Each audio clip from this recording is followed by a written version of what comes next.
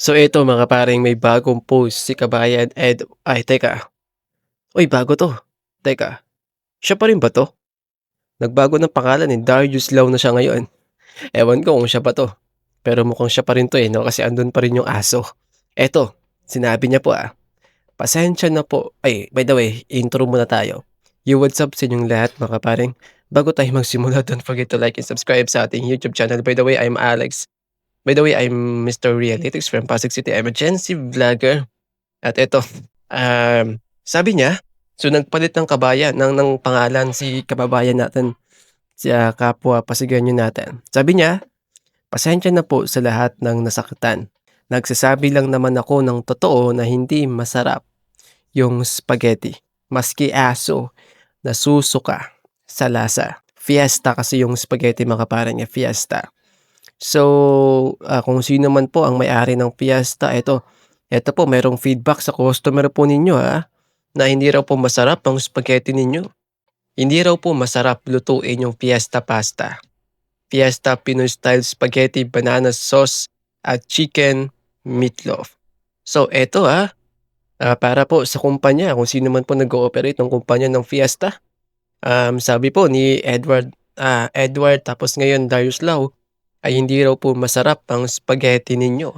So eto po, may feedback na po kayo galing sa customer na ito na hindi raw po masarap ang spaghetti ninyo. Ewan ko ba mga kaparing ba't nagrereklamo pa tayo, wala na nga, binigyan na nga po tayo ta's nagrereklamo pa, 'di ba? Although karapatan niyo naman 'yan, karapatan naman niyang magreklamo dahil taxpayer naman siya. Ng mga dapat po handa ito ng mga maralitang Pasigueño sa darating na Pasko. Pero paano liligaya ang Pasko nila kung ganito ang lasa ng spaghetti ni Vico? Eto lang po 'yan, may dalawang ano 'yun, dalawang puwedeng ano 'yan, senaryo 'yan. Either na hindi talaga masarap yung fiesta o hindi ka lang talaga masarap magluto. 'Yun lang 'yun kababayan, kapwa ko Pasigueño, Darius. Puwede kasi na hindi talaga masarap yung fiesta o puwede naman na hindi ka talaga masarap magluto. Next time kasi kapag hindi ka marunong magluto, manood ka sa YouTube ng mga tutorial kung paano lutuin yung spaghetti. Kasi naalala ko dati, nung nasa probinsya pa ako nun, kumain kami ng spaghetti, luto ng kapitbahay namin, pero ang pangit ng lasa. Pero same brand lang, pero nung sa kabila na kami kumain, fiesta rin kasi yun, napakasarap nung spaghetti nila. Kasi nga magaling yung magluto, pero yung kabila hindi marunong magluto, kaya ang resulta hindi masarap. So, siguro ganyan din ang nangyari sa'yo, kababayan. Hindi ka lang talaga marunong magluto, kaya hindi masarap, kaya kahit aso mo nasusuka sa sarili mong luto. Wala yan sa produkto, nasa luto mo yan. 'Di ba, kung marunong ka magluto, kaya mong pasarapin pa lalo, pero kung hindi ka marunong magluto, kahit masarap yung pagkain, papangit yung lasa. Mabuti pa last year kumpleto, sangkap. May pasta, sauce, dalawang corned beef, cheese at condensed milk. Bigay niyo po, bago niyo po ako i-bash, sana naisip niyo na hindi lahat ng Pasigueño afford bumili ng giniling. Live spread live spread, liver spread, liver spread at cheese, 'yan. So, nag-send pa siya ng video ito mga kapareng, panoorin natin. Okey, sabi nung aso niya mga kapareng, "Oo, hindi masarap yung luto mo. Oo, hindi masarap yung luto." Hindi yata masarap yung luto, pero try natin, kasi nakatanggap din kami. Let's see 'no, 'pag nailuto na ng ate ko o kaya ng bayaw ko yung spaghetti. So, 'pag nailuto na, titikman natin kung hindi talaga masarap yung luto. Pero definitely, sa videong ito sinasabi lamang nung aso, hindi masarap yung luto mo amo.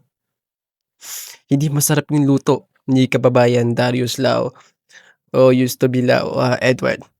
Eto, magbasa naman tayo ng mga komento. Sabi naman ni Jonah, "Hindi na lang mag-thankful, 'Yan yung niluluto ko okey naman, masarap naman. Baka sadyang pangit at hindi kayo masarap magluto Kaya maski aso nasusuka sa lasa. Tama, exactly. Exactly, mga kaparing, 'yan ang sinasabi ko sa inyo, 'di ba? Baka hindi lang talaga masarap magluto si kababayan, kaya pati aso niya nasusuka sa sariling lasa ng luto niya. Eto, kami nahihiya sa kapal ng mukha mo.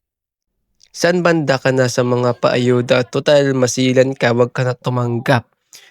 Yun nga po, tanggapin na lang ho natin. Kasi hindi naman ho, wala naman pong problema, 'di ba? Wala naman pong problema dun sa mga binigay. Yeah, maybe nabawasan, kasi dati merong corned beef pero ngayon wala na. Pero hindi yun ang problema, Ang problema ay kahit na meron na tayong panghanda, nagrereklamo pa rin tayo. Isa pa 'to, mga paring. Bakit naman ang aga niluto ni kababayan? Noche Buena nga, Sana naman sa Pasko mo na niluto. Paano 'yan? Sabi mo nga hindi mo afford na bumili ng giniling. O anong ihahanda mo sa Pasko kung niluto mo na agad yung spaghetti? Eh, di wala tayong panghanda niyan.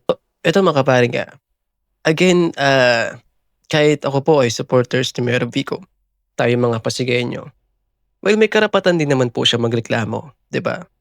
Kasi siya ay taxpayer, nagbabayad po siya ng tax. Though kahit sabihin na natin na unemployed 'yan, as long as nagbabayad ka, bumibili ka, taxpayer ka pa rin, nagbabayad ka pa rin ng buwis, 'no?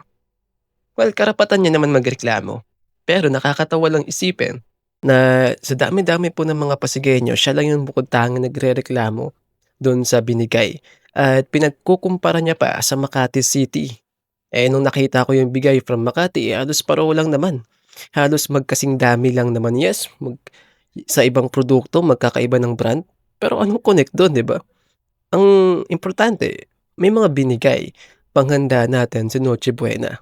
Kaso nagrereklamo pa si kababayan, well, karapatan naman po niya yun, pero yun nga, bago tayo magreklamo siguraduhin po muna natin na, na may batayan, 'no, yung mga nirereklamo natin, 'di ba? Kasi sa iba okey naman daw yung lasa, 'di ba, kasi magaling sila magluto, pero bakit pagdating kay kababayan ay hindi maganda yung lasa? Baka hindi siya marunong magluto. Yun lamang po, mga kaparing, don't forget to like and subscribe. Bye.